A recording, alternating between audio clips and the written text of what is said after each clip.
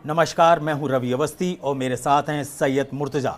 सिर्फ 72 घंटे के अंदर ईरान युद्ध इतना खूनी और भयानक हो चुका है जिसकी आप उम्मीद भी नहीं कर सकते। सिर्फ 72 घंटे के अंदर हालात ये हो गए हैं कि ईरान के परमाणु ठिकानों पर सीधा हमला होने लगा है और ऐसी खबरें हैं कि IAEA ने सीधा बोला है कि ये एक परमाणु विनाश हो सकता है जो ईरान से शुरू होगा। सिर्फ 72 घंटे के युद्ध के अंदर ट्रंप इतना ज़्यादा बौखला गए हैं कि वो ब्रिटेन के ऊपर सीधा हमला करते हुए बोल रहे हैं कि तुम्हारी वजह से मेरा ऑपरेशन एपिक फ्यूरी जो है वो बुरी तरीके से डगमगाया है, सिर्फ तुम्हारी वजह से। तो ब्रिटेन के ऊपर जो अमेरिका का गुस्सा दिखाई दे रहा है वो साफ बताता है कि अमेरिका को इतना अंदाज़ा नहीं था कि ईरान बेहताशा हमले इस तरीके से कर देगा। सिर्फ 72 घंटे के अंदर आप मान के चलिए कि 11 से 12 जो मिडिल ईस्ट के देश हैं, जिसको हम पश्चिमी एशिया के देश बोलते हैं, वहाँ तक उसने दनादन मिसाइलें दागी हैं। और हैरानी की बात है कि लगभग 15 से 20% जो उसकी मिसाइलें हैं वो बहुत सटीक तरीके से हिट कर रही हैं। और कई जगह तो ऐसा हुआ है कि जो इनके थर्ड और पैट्रियट मिसाइल सिस्टम जो थे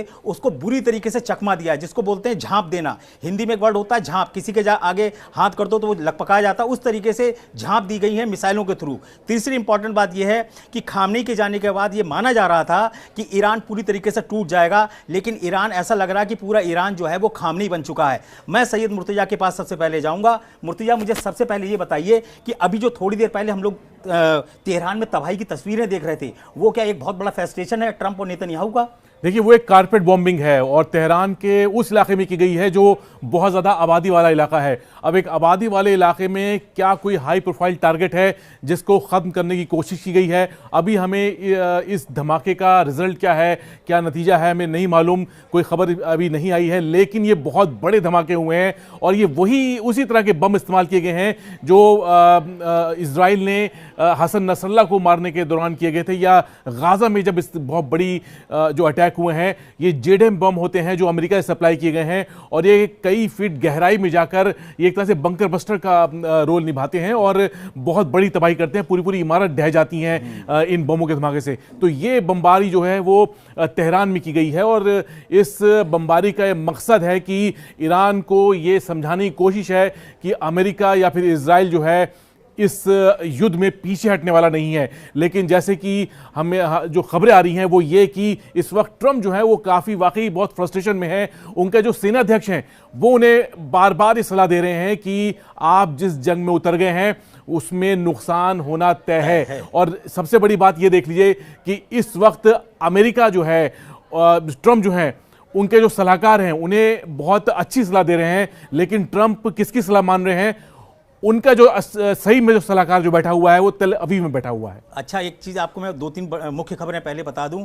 सबसे पहले आपको ये हम खबर दे देते हैं कि जो सुप्रीम लीडर 86 साल के अली खामनेई थे, उनकी पत्नी भी अभी उनकी भी मौत हो गई है, ऐसी खबरें आ चुकी हैं। वो बहुत ही बुरी तरीके से घायल हुई थी हमले में 28 फरवरी को। दूसरी इंपॉर्टेंट बात यह है कि पुतिन ने सऊदी में, अरब के देशों में कई जगह बात की है, जिसमें UAE के जो वहाँ के राजा हैं, वो राष्ट्रपति, उनसे बात की है और उनको बोला है कि आप ये युद्ध से पीछे हटिए वरना यहाँ के जो परिणाम होंगे बहुत ही खतरनाक होंगे। तीसरी इंपॉर्टेंट बात यह है कि पुतिन के कार्यालय ने, यानी कि पुतिन के ऑफिस ने नेतन्याहू से भी बात की है और उनको सीधा बोला है कि अगर ईरान के नातांज परमाणु रिएक्टर से अगर किसी तरीके का लीकेज हुआ तो आप ये मान के चलिए भयंकर परमाणु विनाश होगा और रशिया चुपचाप मुंह बैठकर देखेगा नहीं, मुंह ताकता नहीं रहेगा कि आप क्या कर रहे हो। तीसरी सीधी सीधी चेतावनी अमेरिका और इजराइल को रशिया ने दी है कि अगर हमारे बुशर प्लांट, जो ईरान के अंदर इकलौता ऐसा एक प्लांट है, न्यूक्लियर प्लांट है जहां से परमाणु ऊर्जा के रूप में बिजली उससे बनाई जाती है, उस पर अगर अटैक हुआ तो रशिया सीधी जंग में कूद सकता है या उसके खिलाफ कोई बड़ा एक्शन ले सकता है, ऐसा रशिया की तरफ से क्लियर कट बोल दिया गया है। तीसरी इंपॉर्टेंट बात यह है कि सिर्फ 5 घंटे के अंदर ये खबरें सामने आ रही हैं कि ईरान ने अपनी 1500 मिसाइलें सिर्फ आज ही 24 घंटे के अंदर दागने का फैसला किया है। वो आपको हम पूरा डिटेल बताएंगे कि किस किस तरीके से कैसे कैसे मिसाइलें दागी जाती हैं और उसके पीछे का क्या प्रोसेस होता है, क्यों एक बार में 1500 मिसाइलें नहीं दागी जा रही हैं, क्यों 100, 150, 300 या 500 मिसाइलें एक साथ दागी जा रही हैं, ये हम आपको बताएंगे। लेकिन अभी की इंपॉर्टेंट बात यह है कि कतर, सऊदी अरब, जो बहरीन, ये वो ऐसे देश हैं जहाँ अमेरिका के सारे अड्डों के ऊपर भीषण हमले हुए हैं और उसके जो फुटेज आ रहे हैं उसे देखकर वो हैरान है। सबसे ज़्यादा जो फ्रस्ट्रेशन आया है ट्रंप को, जो उन्होंने बोला है कि मैं जानता हूं कि अभी हमारे 3 अमेरिकी सैनिक मारे गए हैं, लेकिन आने वाले दिनों में हमारे और भी सैनिक मारे जा सकते हैं। एक राष्ट्रपति पहले से ही मान के चल रहा है कि उसके सैनिक मारे जाएंगे, तो आप समझ सकते हैं कि मनोवैज्ञानिक रूप से अमेरिका कितना अपने आप को झुंझलाहट में देख रहा है। और यहां तक कि जो कतर, जो कुवैत से जो खबरें आई और जो तस्वीरें आई वो तो और भी फ्रस्ट्रेशन वाली थी कि अमेरिका के F-15E जो फाइटर जेट्स हैं, वो ऐसे 3 जेट्स जो हैं वो अब तक तबाह हो चुके हैं। एक का तो वीडियो भी सामने आ चुका है और उसमें ये दावा किया जा रहा है अमेरिका की तरफ से कि हमारे एयर डिफेंस ने उसको हिट कर दिया, जिसकी वजह से ये घटना हो गई।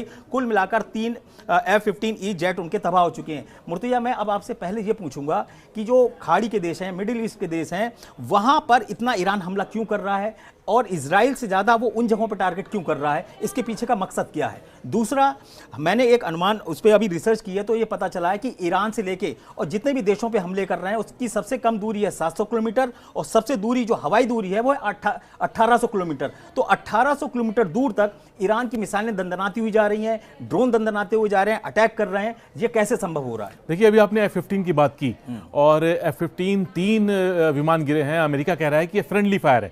फ्रेंडली फायर मतलब कि आपके ही साथी, आपके ही रडार सिस्टम, आपके ही एयर डिफेंस सिस्टम ने उसको गिरा दिया या आपके दूसरे विमान ने उसको दुश्मन का विमान समझ के उस पर अटैक किया और वो उसका नुकसान हुआ, वो गिर गया। लेकिन क्या ये सच है? एक गलती हो सकती है, 2 गलती हो सकती है, 3 ब्लंडर कौन करेगा? अगर 3 ब्लंडर हो रहे हैं तो इसका मतलब दाल में कुछ काला है।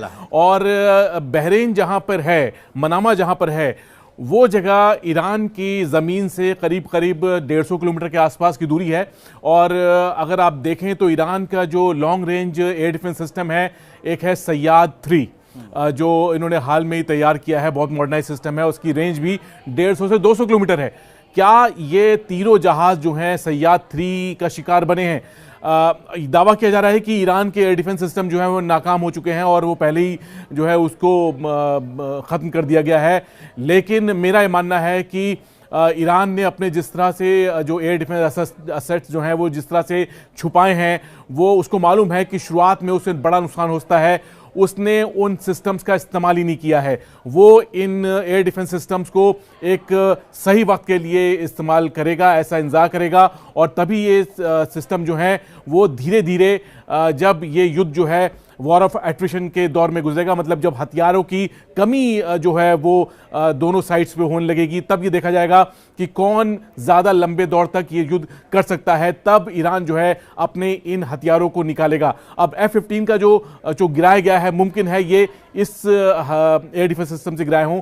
दूसरा सवाल ये है कि आपके ईरान जो है इन इलाकों में हमला क्यों कर रहा है? ईरान ने कतर में अल उदैद एयरबेस पे FPS 132 नाम का रडार जो है वो पहले दिन ही उसका उड़ा दिया था। अब ये रडार, आप मैं इसको समझाऊंगा आपको कि ये रडार क्यों बहुत ज़्यादा ज़रूरी था ईरान के लिहाज से कि इसको उड़ा दिया जाए। ये रडार जो है 5000 किलोमीटर की रेंज रखता है।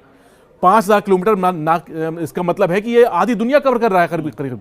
और इस रडार के जरिए पिछले साल भी जब ईरान मिसाइल दाग रहा था इजराइल के ऊपर और अमेरिका शुरुआत में शामिल नहीं था डायरेक्ट, तब इसी रडार से जो डेटा था ईरान की मिसाइल्स का वो इजराइल को पहुंचा था और वहां तब वो मिसाइल की ट्रेजेक्ट्री को फॉलो करके उसको गिराया जा रहा था। इस बार ईरान ने इस रडार को ख़त्म कर दिया है। ऐसा ही एक रडार जो है वो UAE में भी है और मेरे ख्याल से या तो उसको नुकसान पहुंचा है या मेरे ख्याल से वो भी टारगेट पर रहेगा या फिर उड़ा दिया गया होगा।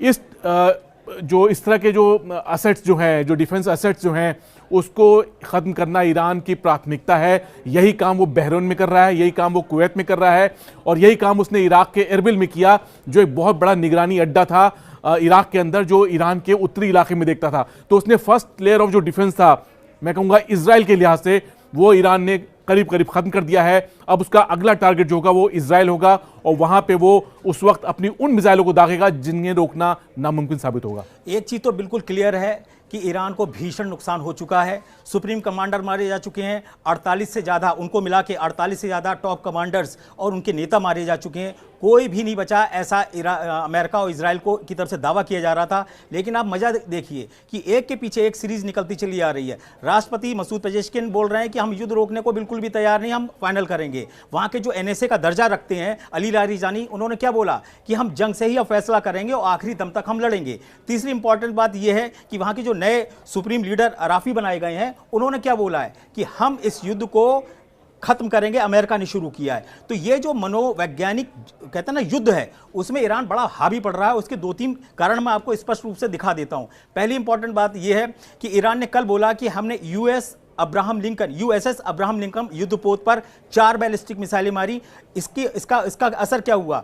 इसका असर यह हुआ कि अमेरिका को सबूत दिखाने पड़े, आगे के डेक पूरा जहाज नहीं दिखाया, 1/4 हिस्सा दिखाया युद्धपोत का कि नहीं साहब अभी बचा हुआ है। जबकि ईरान का क्लेम है कि हमारी बैलिस्टिक मिसाइलों ने जो हमला किया है उससे युद्धपोत जो है वो ऑपरेशन की स्थिति में नहीं है। तीसरी इंपॉर्टेंट बात यह है कि जब इस पूरे इलाके में ऑलरेडी अमेरिका के और के जो युद्धपोत हैं उनकी संख्या लगभग 20 से ज़्यादा की करीब बताई जा रही है। ऐसी स्थिति में फ्रांस की तरफ से 2 युद्धपोत और मंगाए जा रहे हैं, यानी कि उनको भरोसा ही नहीं रह गया ट्रंप को कि ये जो हमारे 20 युद्धपोत हैं वो ईरान को काबू में कर पाएंगे। तीसरी इंपॉर्टेंट बात यह है कि जो जनरल डैन ने भी बोला था, जो अमेरिका के हैं, कि हम अगर ये सोच रहे हैं कि इस युद्ध को हम कंट्रोल कर लेंगे तो ऐसा नहीं है। आप सोच रहे हैं कि हम 2-3 दिन में इसको खत्म कर लेंगे, ऐसा नहीं हो सकता। इसके पीछे का सबसे बड़ी वजह यह है कि आज ट्रंप ने एक इंटरव्यू में खुद बोला है कि मुझे लगता है कि इस युद्ध में 2 हफ्ते भी लग सकते हैं और इसको खत्म करने में 4 हफ्ते भी लग सकते हैं। यह ट्रंप का बयान क्या है? यह दिखाता है कि अमेरिका एक ऐसे दलदल में फंस चुका है मिडिल ईस्ट के युद्ध में, जिसमें अब उसकी छीछा लेदर होना तय है। यहां पे इंपॉर्टेंट बात क्या है कि ओमान ने कल क्या बोला था, वहां के विदेश मंत्री ने, अमेरिका ये आपका युद्ध नहीं है, ये इजराइल का युद्ध है, आप उसको करने दीजिए, आप यहां से बहुत हो गया, अब यहां से आप निकलिए। अगर ये लंबा युद्ध और खिंचा और 2-3 जगह कुवैत में, बहरीन में, कतर में, ओमान में, तुर्की में, या तुर्की तक पहुंच गया है हमला, आप समझिए तुर्की तक ईरान के हमले पहुंच चुके हैं, ऐसे दावे किए जा रहे हैं। साइप्रस में तो कल भी अटैक हुआ और आज भी अटैक हुआ और स्थिति ये हो गई है कि ब्रिटेन ने बिल्कुल शॉर्ट नोटिस पे बोला है कि सारे हथियार तुरंत हटाओ, सारी मिलिट्री जो हमारे ऑपरेशन हैं उसको तुरंत यहां से हटाओ, इसको खाली करो। अब जो ईरान है उसकी मिसाइलें यहां भी गिर सकती हैं। तीसरी इंपॉर्टेंट बात यह है कि अभी 2 या 3 घंटे पहले खबर आई कि तेल अवीव में बेंजामिन नेतन्याहू जो प्रधानमंत्री हैं इजराइल के, उनके दफ्तर पर भीषण अटैक किया है मिसाइलों से और खैबर शेकन मिसाइल का इस्तेमाल किया है, ऐसा ईरान का दावा है। हालांकि तुरंत खंडन आया IDF की तरफ से कि ऐसा कोई भी अटैक नेतन्याहू के दफ्तर पे नहीं है, वो बिल्कुल सुरक्षित हैं। लेकिन एक खबर नीचे आई इजरायली मीडिया के अंदर कि इस वक्त बेंजामिन नेतन्याहू जो हैं वो बंकर में हैं, यानी कि जो पाताल के नीचे जो बंकर बनाए गए हैं उसके अंदर नेतन्याहू को ले जाना जरूरी समझा गया। तो इसका मतलब ये हुआ कि जो तेल अवीव के ऊपर दावा किया जा रहा है इजरायली मीडिया के थ्रू कि लगभग तेल अवीव में 40 से बड़ी इमारतें पूरी तरीके से तबाह हो चुकी हैं, उससे यह साबित होता है कि जो एयर डिफेंस है इजराइल का, एरो 3 हो, एरो 4 हो, आयरन डोम हो, वो सारी मिसाइलों को नहीं कर पा रहा है। उसकी इस बार जो उसका कहते हैं ना फॉर्मूला निकाला है ईरान ने, वो ऐसा निकाला है कि इसके हमलों को रोक ही नहीं पा रहा है। अब मैं आपको यहाँ पे इंपॉर्टेंट बात एक और आखिरी बताने जा रहा हूँ, उसके बाद हम मुर्तजा के पास जाएंगे कि अब ट्रंप ने क्या किया है, इसमें भी धर्म को घुसेड़ दिया है। उन्होंने ब्रिटेन में बोला है, कीर स्टॉमर है प्रधानमंत्री, कि आप मुसलमानों से डर गए, इसीलिए आपने डियो गार्जिया हमको नहीं दिया, देर से दिया, इसके चक्कर में हमारा जो ऑपरेशन एपिक फ्यूरी है वो 2-3 घंटे लेट हुआ, इसीलिए B-2 बमबर्षक जो डियो गार्जिया हवाई अड्डे से उड़ते थे उनके उड़ने में, उनके ऑपरेशन में देरी हुई और जिसका फायदा ईरान को मिल रहा है। और ये जो झुंझलाहट और खिसियाहट है वो एक तरीके से ब्रिटेन के ऊपर राष्ट्रपति ट्रंप दिखा रहे हैं। ये एक चीज मुझे और बड़ी इंपॉर्टेंट बताइए कि ईरान की लड़ने की क्षमता मिसाइल और ड्रोन है, तो अभी मुझे एक बात समझ में नहीं आ रही कि टॉप लीडरशिप को बड़े आसानी से मार रहे हैं, लेकिन हैरानी की बात है कि जो मिसाइलों के हमले हैं वो रोक ही नहीं पा रहे हैं। तो क्या इनकी इंटेलिजेंस वहां पे नहीं है, सिर्फ कमांडरों के घरों में घुसी हुई है? और जो जागरोस की पहाड़ियां हैं जहां से ये अटैक बताए जा रहे हैं या किरमानशाह से अटैक बताए जा रहे हैं, क्या वहां पर ये लोग उसको कंट्रोल नहीं कर पा रहे हैं? देखिए, कहा जा रहा है कि ईरान के पास 3 से 4,000 मिसाइल हैं और ये जो है मिसाइल इनके देखिए, मिसाइल होना अलग बात है, साथ में लॉन्चर होना बहुत जरूरी है आपके साथ। अगर लॉन्चर नहीं होगा तो आप कैसे उसे रोकेंगे आप? तो इजराइल का दावा है कि उसने बहुत से ऐसे लॉन्चर जो हैं वो लॉन्च पैड पे ही जब वो मिसाइल तैयार की जा रही थी दागने के लिए, तब उसने उनको निष्क्रिय कर दिया वहाँ हमला करके। लेकिन ये है कि आपने बहुत सही बात कही कि जो कमांडर्स को मारना आसान हो रहा है, लेकिन जो मिसाइल जो साइट्स हैं वहाँ पर इजराइल या फिर अमेरिका जो है बहुत ज़्यादा नुकसान नहीं पहुँचा रहे। तो इसका ये है कि देखिए, ईरान को ये बात तो सब जानते हैं, समझते हैं कि ईरान को जो इस वक्त नुकसान हुआ है, जो अली खामनेई की हत्या हुई है, उसके पीछे ईरान की कमी ये है कि जो इनकी इंटेलिजेंस जो है, या फिर उसमें कई लोग ऐसे हैं जो जिसका जिक्र अहमद निजाद, जो उनके पूर्व राष्ट्रपति थे, जो इस हमले में उनकी भी हत्या हुई। इस युद्ध के दौरान जो है बहुत सी इंफॉर्मेशन ऐसी है जो इजराइल या फिर अमेरिका, इनकी इंटेलिजेंस एजेंसीज के पास हैं, इसलिए ये बहुत ज़्यादा सटीक तरीके से हमला कर पा रहे हैं। और जैसे कि हमने शुरुआत में कहा कि आज जो धमाका हुआ है तेहरान में, जो कॉर्बेट बॉम्बिंग हुई है एक रिहायशी इलाके में। एक बार जरा कॉर्बेट बॉम्बिंग थोड़ा हमारे दर्शकों को समझाइए, कॉर्बेट बॉम्बिंग का मतलब क्या है, और इसमें क्या B-2 बमवर्षक यूज हुए होंगे, या किस टाइप के F-35 यूज हुए होंगे, या F-15 या F-16 सीरीज के होंगे, ये किस तरीके से की गई होगी? देखिए, कॉर्बेट बॉम्बिंग होती है कि आप एक सीमित जगह में आप उसको जैसे कालीन जैसे बिछाते नहीं है, दरी बिछाते हैं, आप वैसे ही आप बम को बिछा दें। बिल्कुल। और इसके लिए होता है कि आप हैवी बॉम्बार्डमेंट करते हैं और बमों की एक लेयर जो होती है उस इलाके में आप उससे हमला करते हैं। और ये इस तरह के हमले जो होते हैं वो आमतौर पे बड़े बॉम्बर से होते हैं। B-2 बॉम्बर का अभी तक इसमें इस तरह से इस्तेमाल होने की बात सामने नहीं आई है, लेकिन अमेरिका के पास जो बाकी फाइटर जेट्स जो हैं वो ऐसा कर सकते हैं कि लगातार कई फाइटर जेट्स लॉन्च किए जाएं और एक स्टैंड ऑफ रेंज से, मतलब कि 100-150 किलोमीटर की दूरी से कई बॉम्ब जो हैं वो लॉन्च किए जाएं, वो जो एक ही जगह पे जाके वो एक ही टाइम पे वो फटे। तो इस तरह से कारपेट बॉम्बिंग जो है अंजाम दी जाती है। और इस तरह की बॉम्बिंग पहले इराक में काफ़ी हो चुकी है, अफगानिस्तान में हो चुकी है, और ईरान में, तेहरान में ये पहली बार देखी गई है। हसन नसरल्लाह को जब मारा गया था लेबनान में, तब भी वो बॉम्बिंग भी कारपेट बॉम्बिंग ही थी। मतलब कि वो जो पूरा आसपास का ब्लॉक का जो इलाका था जहां पे हसन नसरल्लाह के बताया गया था कि छुपे हुए थे या वहां पे ठहरे थे, उस जगह को पूरी तरह खत्म कर दिया गया था। वो कारपेट बॉम्बिंग के बिना मुमकिन नहीं है। और प्रेसिशन गाइडेड जो म्यूनिशंस होते हैं उसका इस्तेमाल होता है, लेकिन एक सीमित दायरे में जहां कुछ भी बाकी न रह जाए और सिर्फ धूल और मिट्टी रह जाए, वो हम आज देख रहे हैं कि वो चीज़ तेहरान में भी इस तरह के हमले किए जा रहे हैं। 2-3 चीज़ें आप बड़े ध्यान से सुन लीजिए। 72 घंटे के अंदर 2500 से ज़्यादा टारगेट या कहते हैं ठिकानों पर ईरान के हमला हुआ है। उसके ऊपर ये आप मान के चलिए लगभग 3000 से ज़्यादा मिसाइलें अलग अलग तरीके की दागी जा चुकी हैं। उसके ऊपर 1200 से ज़्यादा अलग तरीके के जो हैवी बम थे वो भी यूज़ किए गए। सिर्फ B-2 बमवर्षक से ही 14 तरीके के 14 GBU-57 बॉम्ब्स गिराए जा चुके हैं। इतना भीषण नुकसान, इतनी भीषण तबाही। 31 प्रांत हैं ईरान के अंदर, उसमें से उसके 133 शहरों के ऊपर बम्बारमेंट और हमले हो रहे हैं। लेकिन अब मजे की बात देखिए, अभी तक ईरान की सड़कों पर जनता निकली ही नहीं है कि खामनेई शासन का अंत करो, जिसके बारे में ये पूरा ऑपरेशन उसी बेस पे बनाया गया था। उसमें ये प्लान ये हुआ था नेतन्याहू और ट्रंप का कि जब हम अटैक करेंगे तो जनता के दिल से भय निकल जाएगा, उनकी बहुत बड़ी जो लीडरशिप है वो खत्म हो जाएगी और जनता सड़कों पे आएगी और हम रजा पहलवी को वहां का राज का सुप्रीम कमांडर बना के या सुप्रीम लीडर बना के पेश कर देंगे। लेकिन सब का सब प्लान धुआं का धुआं हो गया, कोई जनता निकली नहीं रही है। पश्चिमी तेहरान पूरा खाली हो चुका है। ईरान ने खुद बोल दिया कि तेहरान खाली कर दो, हम यहाँ आर पार की जंग करेंगे। कुल मिलाकर जो वहां की लीडरशिप बची हुई है वो इस तरीके से है कि सब लोग अब खामनेई के रूप में ही डिसीजन ले रहे हैं। उसमें कुछ भी ऐसा रद्दोबदल नहीं नजर आ रहा है जिससे यह लगे कि ईरान जरा भी झुकने को तैयार है। और यही फ्रस्ट्रेशन अमेरिका और इजराइल पर हावी हो रही है और इसी का दबाव अब रशिया और चीन की तरफ से आ रहा है। पुतिन ने तो सीधा बोला है कि अगर हम देख रहे हैं, अगर 2-4 कहते हैं ना दिन के अंदर आपने इसको नहीं खत्म किया तो हम कुछ बड़ा एक्शन लेंगे। और पुतिन ने एक बड़ा अजीब तरीके का बयान दिया है कि हम लगातार ईरान के संपर्क में हैं, हमने ईरान को अकेले नहीं छोड़ा है। इसके बहुत मायने हैं। हम पहले भी बता चुके हैं कि खुफिया जानकारी, खुफिया इनपुट रशिया की तरफ से मिल रहे हैं। ये जो F-15E गिरे हैं ये कोई साइबर अटैक का शिकार तो नहीं हुए, ऐसे भी सवाल मीडिया में आने लगे हैं। ऐसा नहीं हो सकता। मुर्तजा ने भी बोला था कि आप एक गलती करेंगे, 2 करेंगे, 3 गलती नहीं हो सकती, वो भी इतनी कीमती और प्रीशियस जेट्स को लेके। हम इस चर्चा को विराम देने की तरफ बढ़ रहे हैं, लेकिन मैं कमेंट लेना चाहूंगा। ये मुझे बताइए कि ईरान की आने वाली जो कहते हैं ना 2-3 दिन की जो जंग होगी वो कितनी इंपॉर्टेंट है, और ईरान को इस युद्ध को जीतने के लिए अब करना क्या पड़ेगा, उसकी स्ट्रेटेजी क्या हो सकती है? देखिए, रीजनल वॉर की बात की थी खामनेई ने, और रीजनल वॉर का मतलब है कि इसमें पूरा इलाका जो है वो एक तरह से इस युद्ध की चपेट में होगा। साइप्रस का मैं अभी बताना चाहता था कि साइप्रस का आपने जिक्र किया कि साइप्रस पे हमला हुआ है, वहां पे अड्डे खाली किए गए हैं। अब साइप्रस इतना महत्वपूर्ण क्यों है? साइप्रस जो है भूमध्य सागर में एक देश है जो टापू के रूप में है, और ये वो जगह है जो जिस पर कुछ इलाके पे तुर्की का कब्जा है, कुछ इलाका ग्रीस के कंट्रोल में है, और यहाँ पर ब्रिटेन के मिलिट्री बेस हैं।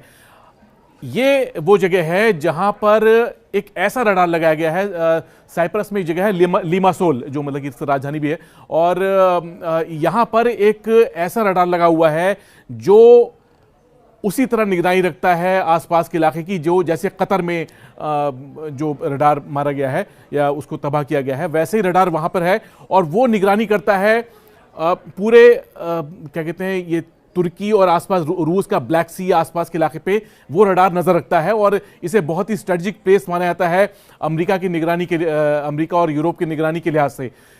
मेरे ख्याल से अगर ये साइप्रस पे आगे हमले होते हैं तो मेरे ख्याल से इस रडार को नुकसान पहुंचाने की कोशिश की जाएगी, और ये रडार को नुकसान पहुंचता है तो समझ लीजिए किसको फायदा होगा। ठीक ठीक।